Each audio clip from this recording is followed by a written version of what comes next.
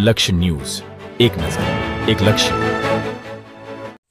ધાંગધ્રા શહેરમાં senior citizen અને પ્રકૃતિ પ્રેમીઓએ પ્રતિબંધિત ચાઇનીઝ દોરીના વેચાણ મકર સંક્રાંતિ નજીક આવતા જ પતંગ અને માંજાનું વેચાણ શરૂ થઈ જાય છે, જેના સામે ધાંગધ્રા સેવા સદન ખાતે પ્રાંત અધિકારીને આવેદનપત્ર આપી કડક કાર્યવાહી કરવાની માંગ કરી છે.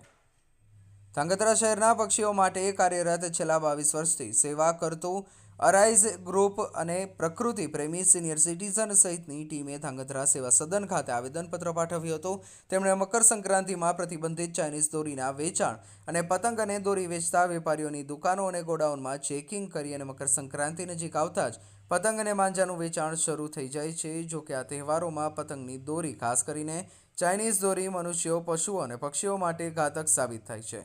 ચાઇનીઝ દોરી પર સંપૂર્ણ પ્રતિબંધ હોવા છતાં કેટલાક વેપારીઓ વધુ નફો કમાવાની લાલચમાં ગુપ્ત રીતે તેનું વેચાણ કરે છે, જેને લઈને પ્રાંત અધિકારીને આવેદનપત્ર આપી કડક કાર્યવાહી કરવાની માંગ કરી છે. રિપોર્ટર દેવમ ત્રિવેદી, સુરેન્દ્રનગર.